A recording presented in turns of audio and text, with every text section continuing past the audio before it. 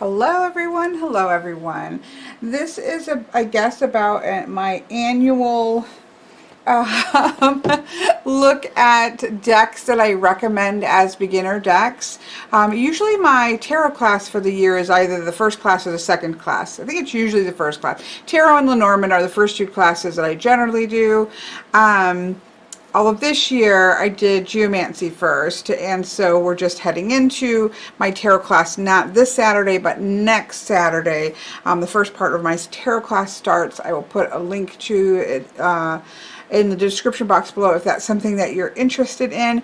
But what I generally like to do is give sort of some suggestions of what I think are good beginner decks, both Pip-based decks, as well as more leaning towards the Rider-Waite-Smith side of things, and a couple that I feel like exist in a nice in-between space.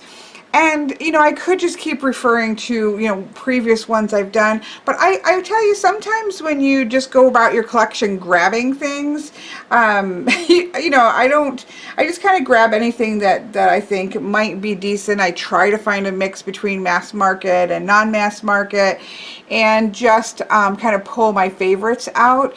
You know, you get different things sometimes, so this is A, for my class, but then I always find that other people do tend to like to see sort of my suggestions of good decks to start with. Now, I'm of the disposition that you can start with any deck that you love, right? Any deck that really appeals to you. You can work your way through it. My deck that I started with was the Llewellyn Tarot that was based on mythologies. Now, I think that you could use that because I think it still works really well as a basic, and it sort of takes you out of some of the Christian ideologies in the majors that some people don't particularly like. But I don't necessarily know that it's the best as a beginner deck. And so, but that was my first deck and only deck for 9.5 years. So I think that any deck that you use and are willing to put the work into will work. So it's not that I would ever just say to somebody, you love this deck over here. Well, that's fine, but that's not a really good way to start. I might say that you're going to have to work a little bit harder, and you may not see correlations when you're looking at different books that are about tarot. So then that makes it a little bit harder. But they're usable, right? You can find your way through any deck that really inspires you to put cards on the table. That's the best deck, right? The best deck is the deck that puts the cards on the table for you. Now, I do both Pip style decks as well as Scenic decks, and that is because in my class I do recommend that everybody has one of each. And in life, my recommendation for everybody who is interested in tarot is that you have one Pip deck. Like, you should have one deck that at least somewhat represents the origins of tarot, right? I love the historical contribution of the Rider-Waite-Smith, but it is not the grandmother of tarot. It is not the beginning of tarot.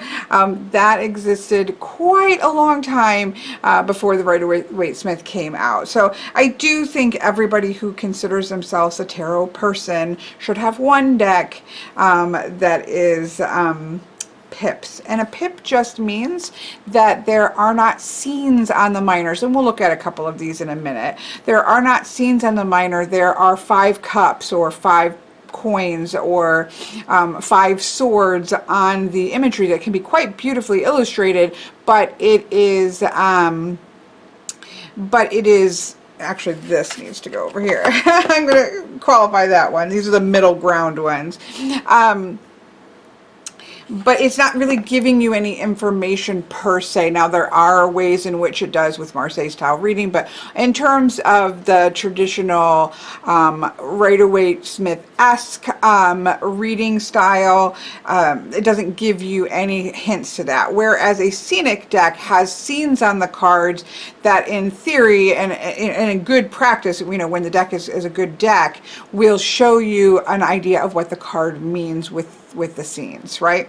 Now, my style of reading, which is really focused on the numbers and the element of the suit in the minors, it's very easy to learn. You're learning 10 numbers and you're learning 4 elements, and you're figuring out how you can get at the base of the meaning just by those 2 things, and that makes it quite easy to read regardless of whether you have a Pip deck or you have a Scenic deck.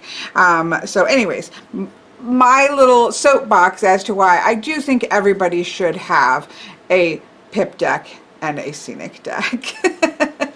That's just my personal opinion. So these are some of my favorites of the ones that I think are good ones to enter into on both sides of those that equation, for beginners or just for good clear reading decks that can kind of stand the test of time. We all love a good theme deck, but you know, we need those kind of solid hitters as well that are just nice and clean, right? So I'm going to start with the Pip decks because I know that takes a lot more convincing of people. My absolute favorite Pip decks, and again, I tried to get a mix of ones that are mass market, although I finding a good Pip deck that is mass market is harder, or else I've already passed them on because, you know, they just weren't my favorite versions of that. So my favorite mass market deck that you can get is called the Ancient Italian Tarot. This is a low Scarabeo deck. This is a blending actually of 2 older decks. The minors are from the 1880 Avando Tarot, and the majors are from the 1835, I'm sorry, Soprafino. So I actually prefer this. I know the historical people are going to roll over collectively. Oh, I don't know why I have... Sometimes I put my last reading the wrong way, and so the cards just... Oh, it's all whopper-jawed. Okay, let's see what I've done here. I have done... There we go. You know, I'll make the traditionalists roll over in their grave. I prefer this than the straight Soprafino because it combines really beautiful majors. I just love these majors with absolutely, let's try to get away from, there we go. Love that Hermit. I mean, it's just got amazing majors. But look at the minors. These are pips, and being that, oh, we have a candle already going out. I'll have to fix that in a minute. I prefer curved swords because it makes it very easy to tell the difference between a wand and a sword. But they're beautiful. Like these are not scenic, but they are illustrated. Look at those coins.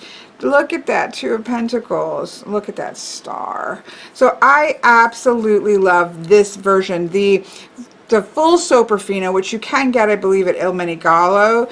I personally think the Soprafino minors are not as beautiful as this combination. So this is my favorite mass market Pip deck. So it's historical, but it's beautiful, and it's easy. At least at the last I checked, it was something that was fairly easy to get and pick up and is available. So that's my favorite mass market. Unfortunately, the rest of, well, this is a mass market.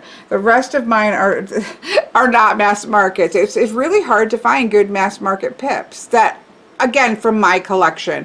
I'm sure there are other ones. But this is a nice little cheap one for people who think, you know what, I'm really not going to enjoy working with pips, but I want to have a pip deck. This is a US Games in a tin. Doesn't have the price on here, but these are generally pretty cheap. And this is a Tarot de Maria Celia. And this is a nice size number 1. And it's quite beautiful. It says it's Filipino artist and illustrator here. But look at the backs. Like, I need to like age the size of this. The backs are really sweet and aged looking. And it just has a sweet color palette. I love the faces of the majors here. And yeah, it's a great, I love the devil there. It's just sweet, and the color palette is beautiful.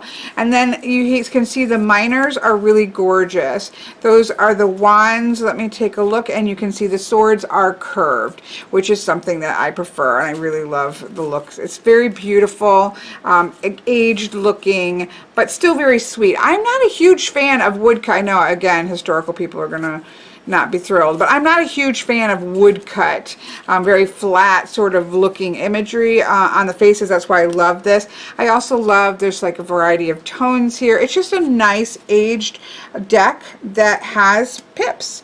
And so I think this is a great option for people who just, you know, want to have a pip option, but they maybe don't want to spend a bunch of money because they don't see themselves using it a lot. I think, and this is mass market readily available. So I do think this is a great option as well. Unfortunately, the rest of my favorite pips are not mass market. This is one of my all-time favorites. This is the Tarocco Neoclassico. This came out of Milan in 1810. This is an Il Minigallo deck, and if you love Jane Eyre, Jane Austen style, feeling like you are just, you know, in the beautiful sitting chambers of a gorgeous castle, reading tarot with its sweet little border, beautiful majors, and very simple fairy tale-esque minors. I mean, look at, I love it. In this one, we actually have the woman has two men that she's choosing from, but the swords are just sweet. Has my favorite ever. I love the Death card. I love the Fool. I love, it's my absolutely favorite Empress. It's just a purely delightful, gorgeous, I love Justice. I just love everything about it. Love the Debonair Devil. I just love it. I love everything about it. It is sweet, it is simple, and it has the absolute amazing best card stock. I just love this deck. It is really one of my all-time ultimate favorite tarot decks. So that's that. Again, this is not a mass market deck. None of the rest of these are. Probably my most used pip deck is between probably this one and this one. My most used pip deck is the Arcana Tarot playing cards. What I like about this is this takes us all the way back to our roots of tarot, which is playing cards. But it has beautiful illustrated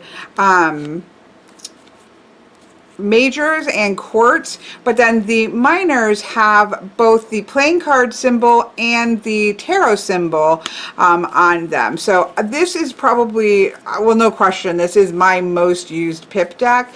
I use this a lot to just grab 3 more cards if I want to expand something. I use it in all my past life readings to expand the advice card. It's just gorgeous. Everything, there's a white version and a black version. Sometimes they're out of stock, but he tends to bring them back. It's got one of my all-time favorite backings. This is definitely what I would say is my most used pip deck. These two coming in probably second place for most used. Right now, ever since getting this is not a cheap deck. This is probably my most expensive pip deck, I would assume. This is the Mythical Creatures Tarot by Baba Studio, and it is stunning. This is everything that a lover of myth and fairy tale and lore could possibly want in a pip deck. The majors are stunning. The minors are stunning. Like the minors are, I don't believe there are any more beautiful minors than in this deck. They are just like you're holding an illuminated manuscript in your hand. It's just stunning. I absolutely love this deck. Like, I love this deck so much. I use it for clients, even though I find most clients, you know, prefer Scenic decks.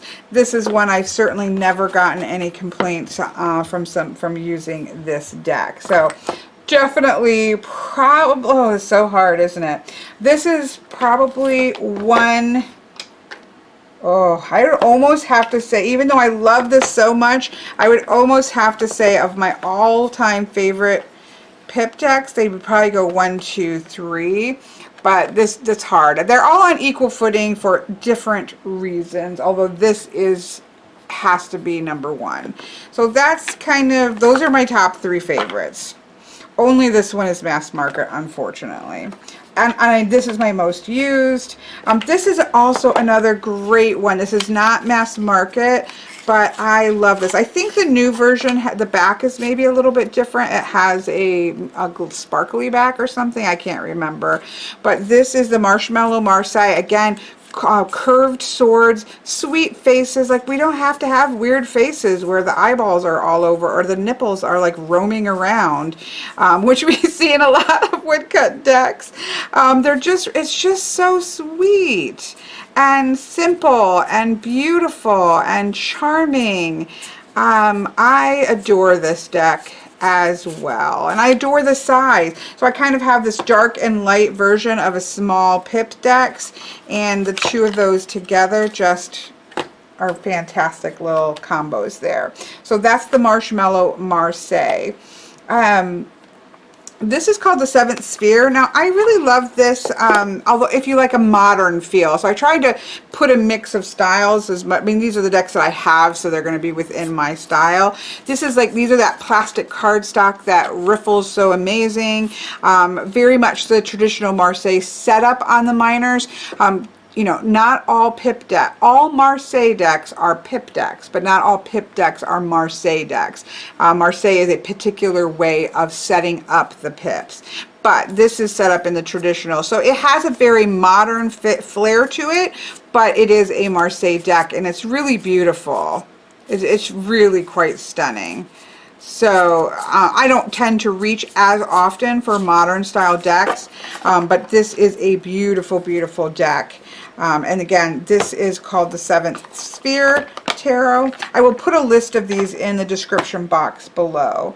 So that's that, that's that, that's that. Now I'm going to go into the middle category right now, just because this is a Pip deck, but this is an excellent blending. I didn't appreciate it because I was so excited about the Pagan Otherworlds when it was coming out that I was very disappointed when the pips were actually more in alignment with Rider-Waite Smith's positioning, not a Marseille style. But I've come to greatly appreciate this, and this is one of my all-time favorite decks. This is a Pip deck.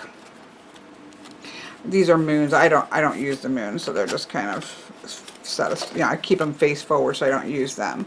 So this is a Pip deck that does have nods to the Rider-Waite Smith imagery in the scenery, but there are no people. I'm also disappointed in having a Garden of Eden-esque lovers in a pagan deck, but and same thing with this angel trumpet. Like, there's the right, okay, but I have a walkthrough of all of these.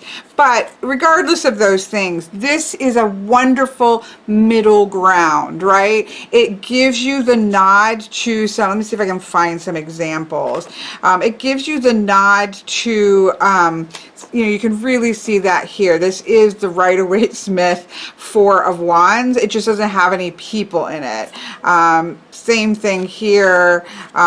You have even the kind of growth that's going on here. So it gives you hints of the meanings in the scenes, but there aren't any people. I mean, it's just, the artwork is beyond stunning. It's just beautiful. But it does give you a little bit more in the colors and the scenery that's going on around it, of nod to the energy of the Rider-Waite Smith system. So you get a nice best of both worlds. Stunning, stunning Hermit. So you do get a nice in-between, and again, I find this to be a very great deck to use with clients, because while it is pips, which I prefer the freedom of, but it also is beautiful and has touchstones back to the deck that they're probably most familiar with. So I find this to be a really great in-between deck for that purpose. So this is a Pip deck, but it has scenes that touch into the Rider-Waite-Smith tradition, and so it's a great middle of the road there. So this is not cheap or mass market, but it's an amazing mid-range, just all-around good deck to have. So that's that one. Now these two are the opposite, right? Oops, let me put these back in here. I'm gonna have, don't want to start losing decks. And again, all of these I believe I have walkthroughs of on my channel if you want to look at one closer. I love this deck. This is a mass market deck. This is not a Pip deck. However, I use it as a Pip deck. I think it's because it's just all birds, right? So it's all crows in here. That even though there are things going on, and it is most definitely, you know, a Rider-Waite-Smith deck. There's no question about it.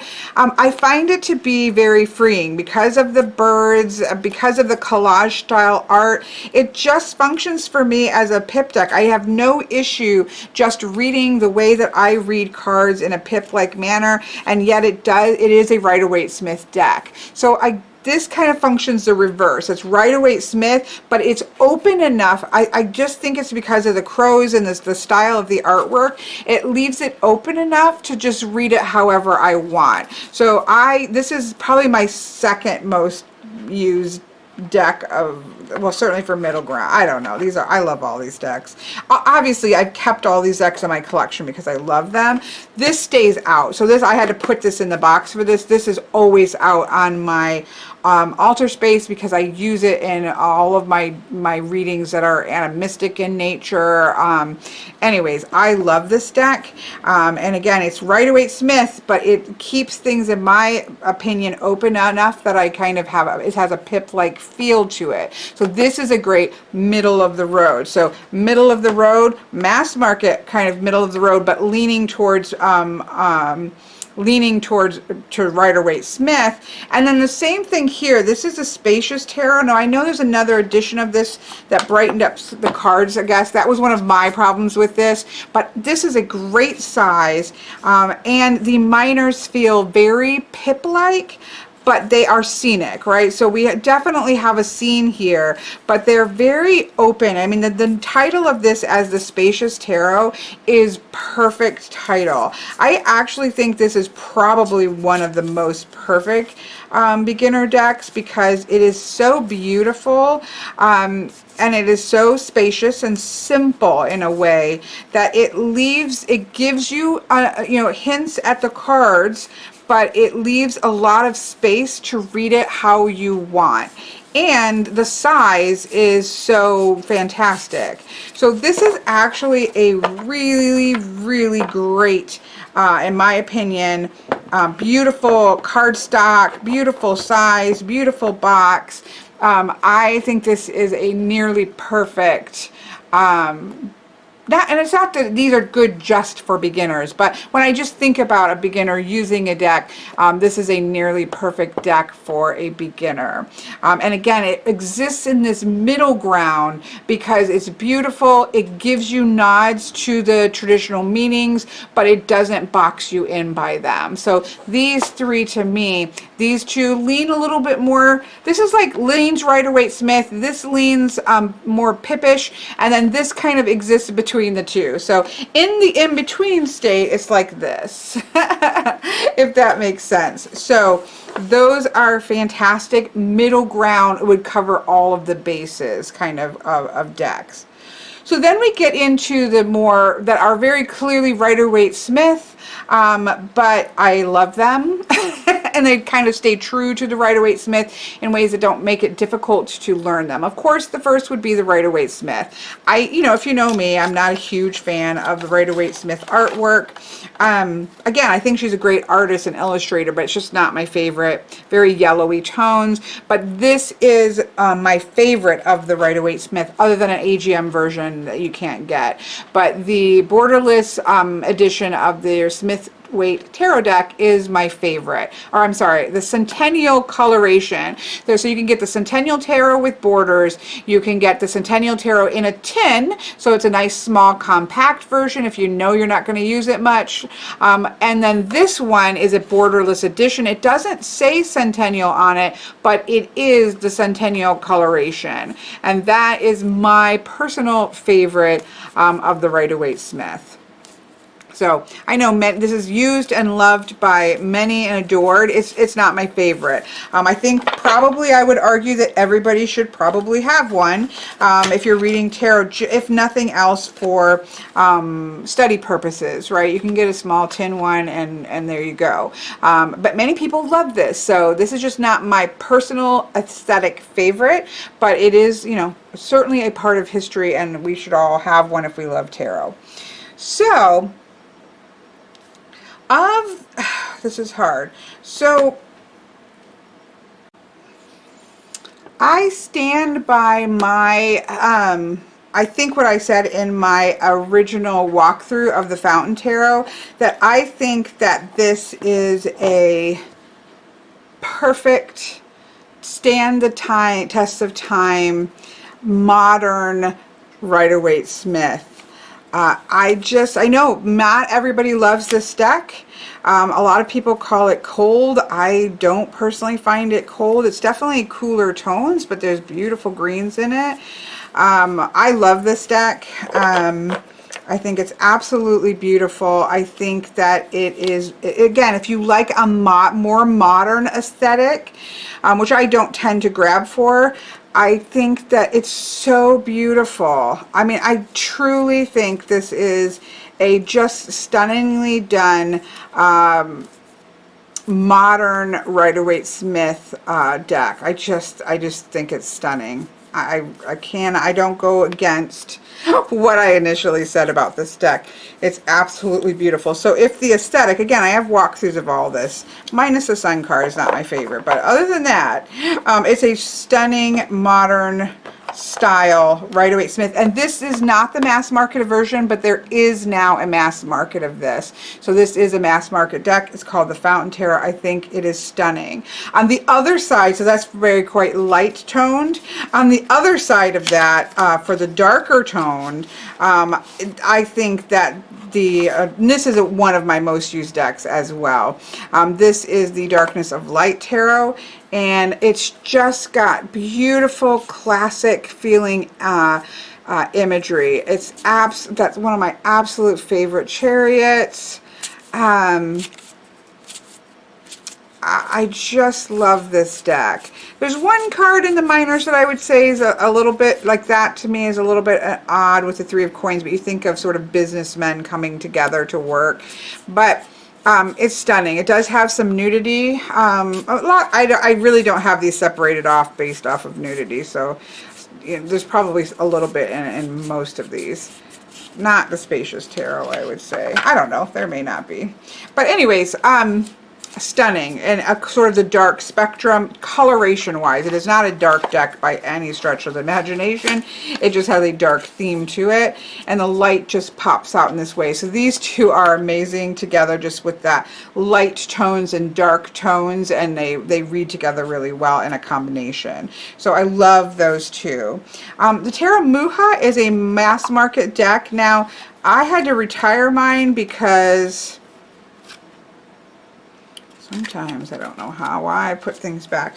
Mine did start to split. I do riffle shuffle, and now they're all whopper jawed. I do riffle shuffle. I think that this is almost an exact replica of Rider-Waite-Smith imagery, just done in a different art style. So if you want, you know, really staying close to the Rider-Waite-Smith, but you don't particularly like the art style, I do think that the Tarot Mucha is a gorgeous, gorgeous version. So this is just an amazing deck. It is beautiful. The color tones are beautiful, and it really does not stray from the initial, the original meanings. Now, this, I don't know if they've changed the card stock. I did start to get some chipping on mine. It's all whopper draw, so I probably won't be able to find it. I did end up getting some kind of chippy peeling on the tops. I do riffle shuffle and riffle shuffle vigorously. This is my only deck that as a riffle shuffler, I have to say this is the only deck in which I've had really bad chipping. But I do love this as an option, and it is mass market low scarabia, so I did want to point that out. If you love kind of, this is the one that I chose for my daughter and for my niece. So my daughter and one of my nieces are learning tarot, or to learn tarot. I have chosen this because it is stunning. The artwork is gorgeous. And it stays well. It's easy to learn Rider-Waite Smith on this, even though it is obviously not traditional, but the imagery lends itself well to, you know, you can easily see the basic meanings in the cards, but the art style is beautiful, fairy tale, otherworld.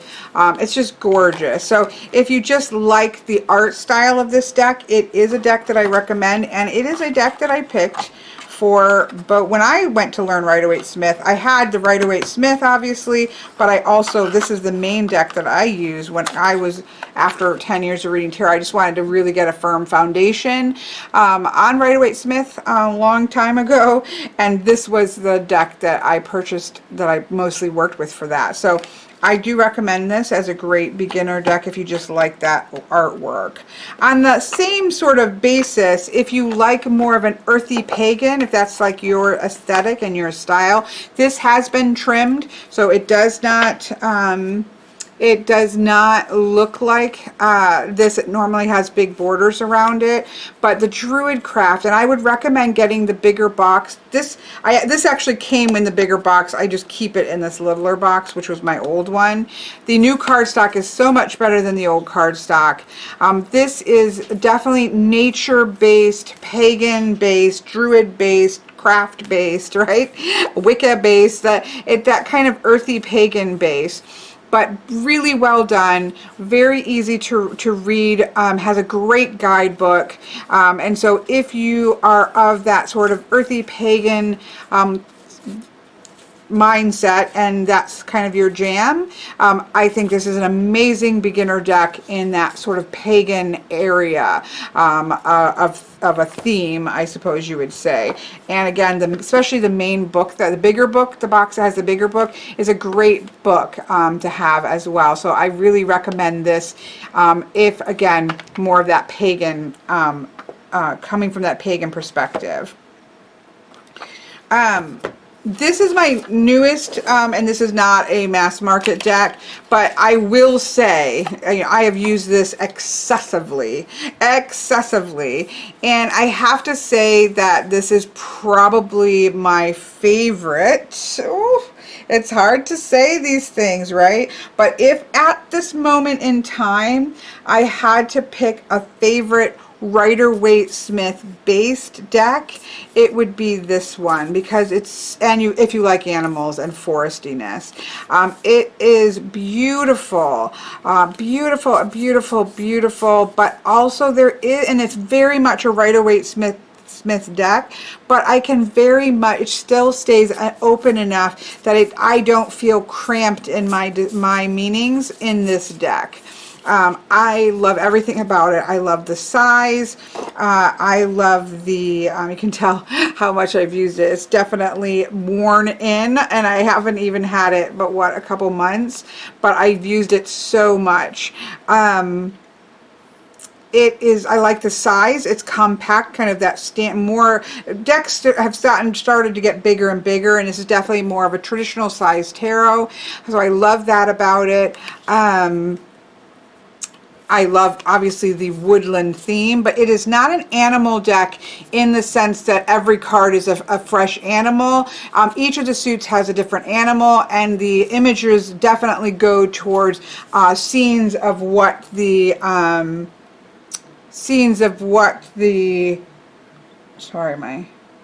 trying to mute. I'm trying to mute the vibration of my phone over there.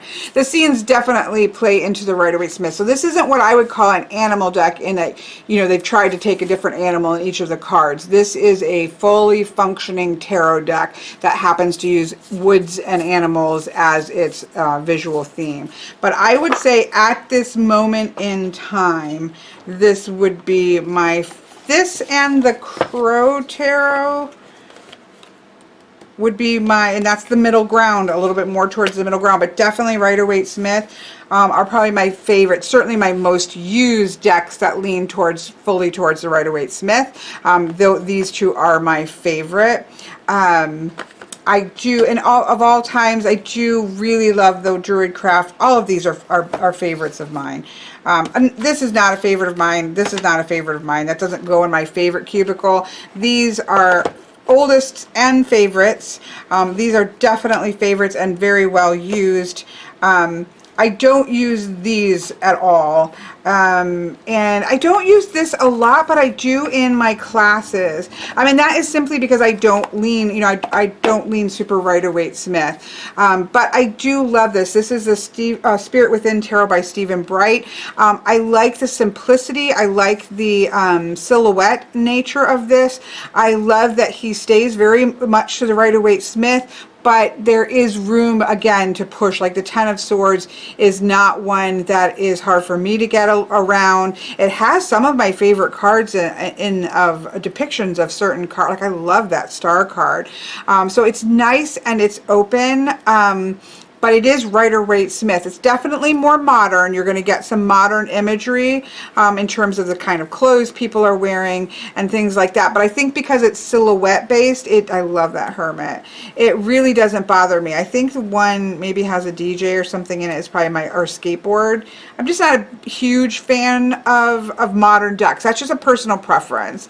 But I think this is an amazing deck for beginners. It has the color tones very clear in the minors so that you know kind of what you're looking here. So the Ten of Swords, it is a Rider-Waite-Smith. There are 10 swords in the back, but this really works for the way that I read the Ten of Swords. So I think this is a stunning deck for beginners. And again, when I say the deck's for beginners, it doesn't mean that I think that the deck is a beginner deck and it's not going to, you know, somebody who is well versed in tarot isn't going to want to use it.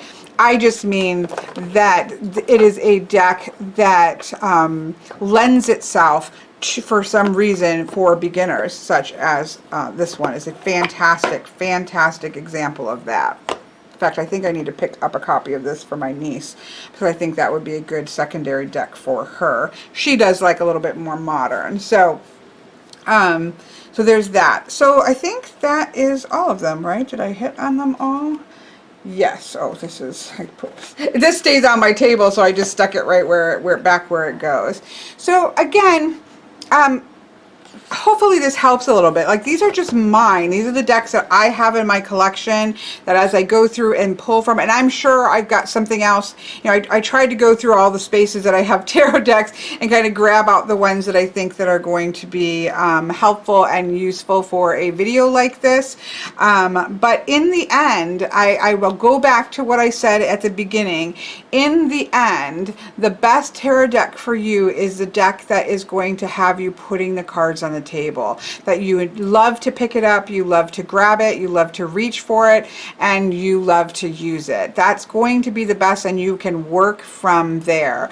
There are decks that I guess I should find, maybe make one that says decks I wouldn't recommend for beginners, because there are decks that I would not recommend for beginner tarot readers, simply because you want to get your foundation so that you can take it to any other deck, other decks that you're going to pick up. You can take the knowledge that you've gained and you can use that. Where if you start with a deck that maybe is off the beaten path, that may be an amazing deck. Like I'm looking at my collection straight in front of me, something like say the John Bauer Tarot, which I love, or even the Hush Tarot, which I love.